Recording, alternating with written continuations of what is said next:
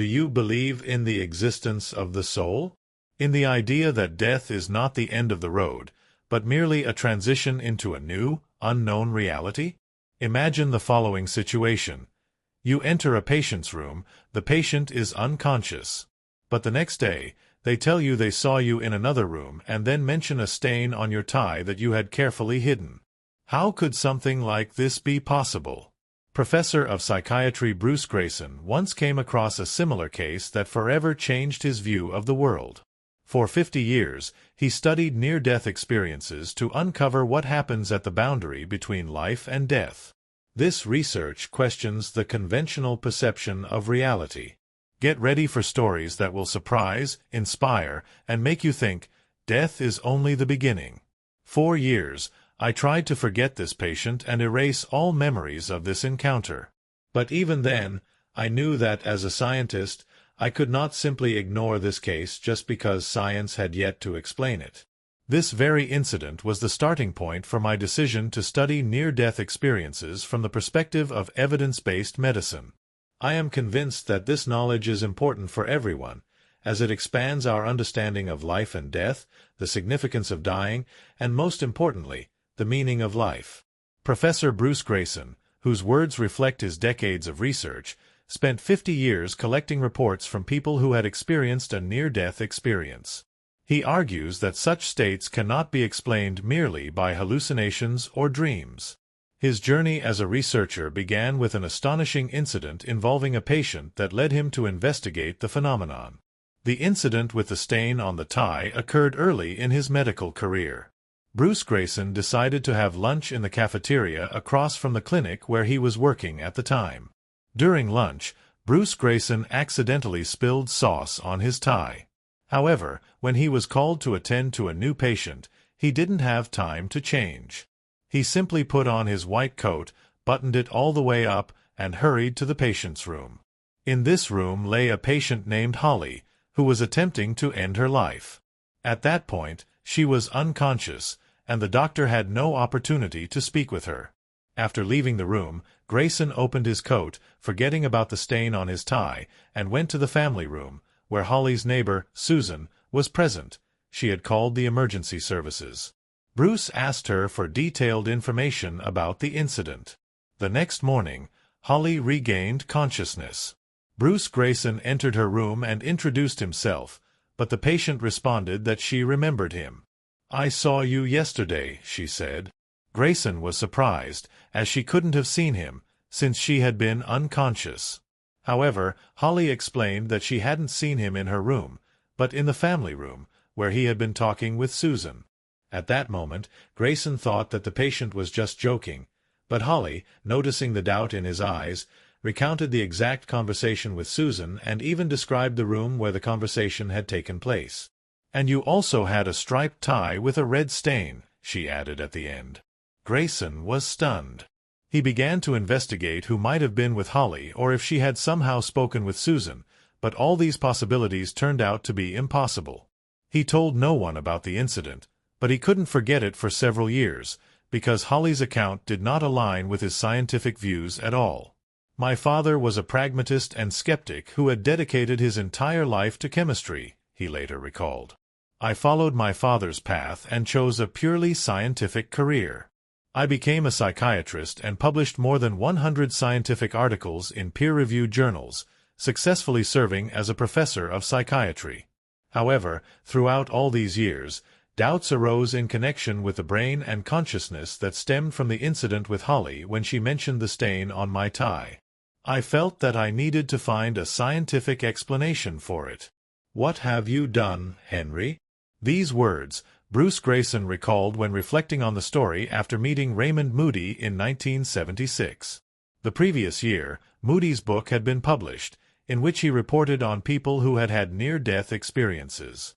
After the book's publication, Moody began receiving many letters from readers who shared their own experiences.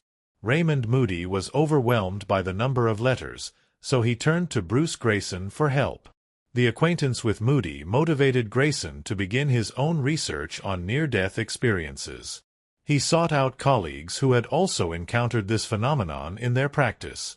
Greyson spoke with people who had had near-death experiences and collected more than 1,000 such stories. One of them belonged to a patient named Henry.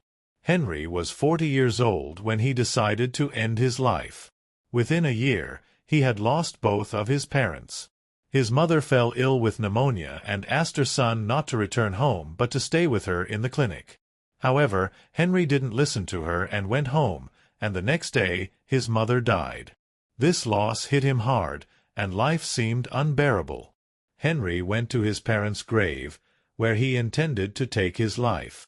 Fortunately, he was saved. After the incident, Greyson spoke with Henry, and he told the doctor that when he pulled the trigger, everything disappeared. The trees, the time, everything vanished. Then, his parents appeared to him. They were happy to reunite. But soon, Henry's mother looked at him attentively and said, "What have you done, Henry?" In my research, I was able to prove that such states should not merely be perceived as hallucinations or dreams. Over the course of my work, I came to the conclusion that near-death experiences, regardless of the cause of their occurrence, have a real nature. They exert a strong influence on people and become the foundation of their spiritual development. For those who have had such experiences, they are of enormous value and change their lives. After the incident, Henry finally found peace and happiness, knowing where his mother was and that she was doing well. In his book, Bruce Greyson presents numerous similar stories he has experienced in his medical practice. The scientist is convinced that his patients' experiences cannot be explained as hallucinations or dreams. After 50 years of work, I concluded that the soul and another world exist. Perhaps death is a transitional boundary between two worlds. The end of life does not mean its completion, but is rather a transition to a new phase of existence. This conclusion is reached by Bruce Greyson in his book. Imagine standing at the boundary between two worlds, one real, full of sounds, colors, and physical sensations of life, and another unexplored, where time and space do not exist. What if something greater lies beyond this boundary? Today, we delve into one of the most mysterious topics, near-death experiences. And we are not only discussing it but also looking at real stories recorded and thoroughly researched by Dr. Melvin Morse, a pediatrician and researcher who dedicated his life to this phenomenon. This topic evokes many emotions. Skeptics view such reports as the result of the brain's activity under extreme conditions, while others see them as evidence of the existence of the soul. Melvin Morse, who was once skeptical, came across reports from children and adults who experienced clinical death and decided to challenge his doubts. He began to investigate these cases in search of the truth. His research reveals something astonishing. Friends, get ready. Today we will share stories with you that go beyond ordinary perception. Can a person see their body from the outside? Is it possible to communicate with mysterious beings? And how does this change our understanding of life and death? I promise you, you won't want to miss a moment. One day, while switching TV channels, I saw an interview with psychiatrist Elizabeth Kubler-Ross. The doctor told a story about a girl who was brought back to life by doctors. When she regained consciousness, she reported that for a while, she had left her body and had been in heaven. When I heard Kubler-Ross' story, I thought it was unprofessional of her and vowed to prove her mistake. This is how Dr. Melvin Morse described his reaction. At that time, Melvin Morse had already been working as a pediatrician in Seattle for over 10 years, and several of his patients had experienced clinical death. However, none of them had told stories similar to those described by Kubler-Ross. To disprove her claims, Morse began his own scientific investigation, which included a group of 8 doctors under his leadership. From his chest came a joyful cry, "I am alive." This is how Melvin Morse describes one of the cases. His research began in 1985. Together with his colleagues, he collected 133 stories from children who had had near-death experiences. After the publication of the research results, Morse began receiving letters from people who had experienced something similar. In his research, Melvin Morse presented stories from children of various ages. One of them concerns the case of a boy whose body was fighting a high fever. Despite the doctor's efforts, the patient's condition rapidly worsened. One day, he called for his sister and said it felt as if someone was pounding on his chest. This is how Melvin Morse describes this case. Later, the rescued boy spoke about his memories. When I told my sister about my condition, she left the room to call the doctor. Something strange happened. I followed my sister, even though she didn't pay any attention to me. The boy saw his sister running to the doctor and calling him into the room. The invisible patient followed them and, along with Melvin Morse, watched his own body until he suddenly had the feeling that someone was watching him. On the left and right of me were glowing beings. Their presence reassured me. One of them asked if I wanted to go with them or stay here. I replied that I didn't want to go anywhere, the patient told Melvin Morse. At that moment, the boy saw the doctor moving away from his body. He tried to calm the nurses, who were mourning the fact that they couldn't save this young patient. The boy also noticed the nurse who had always cared for him. As he observed this scene, he again felt the presence of the glowing beings. They informed him that he could return to his body. After that, the patient felt a strong pressure and suddenly found himself back in his body. He opened his eyes, and a joyful cry came from his chest. "I am alive!" From the book Closer to the Light by Melvin Morse, it became known that patients who had an out-of-body experience continued to feel its influence even in adulthood. For comparison, the scientist used a control group of children who also almost died but did not have an out-of-body experience.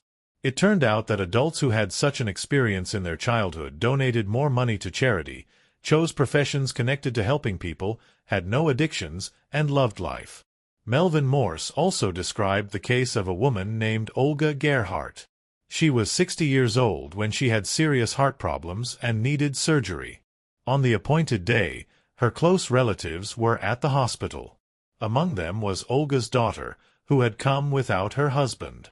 Olga Gerhardt's son-in-law disliked hospitals, so he decided to stay at home and wait for news. It is worth mentioning that Olga treated her son-in-law as her own son.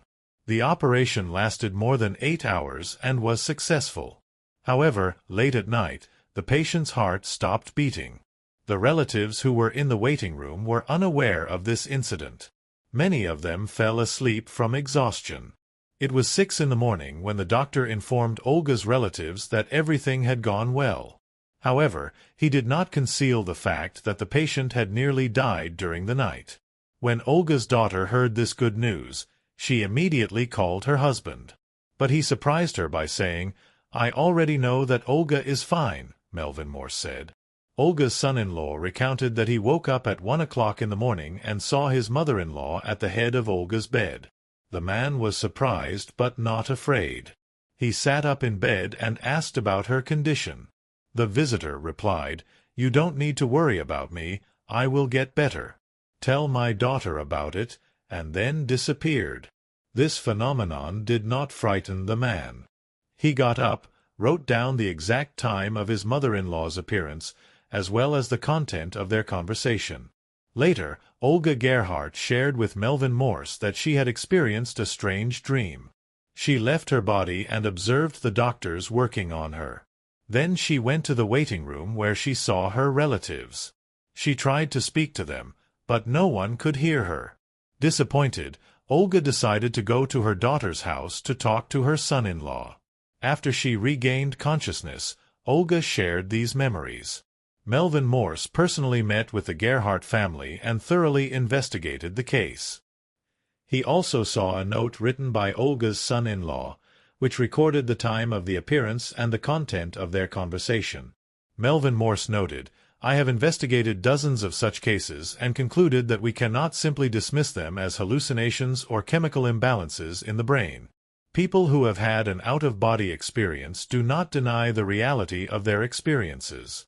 They do not have a distorted sense of time and space. On the contrary, they develop an awareness of another reality that overlaps with ours. This leads me to the belief that such a reality, where there is no time or space, truly exists."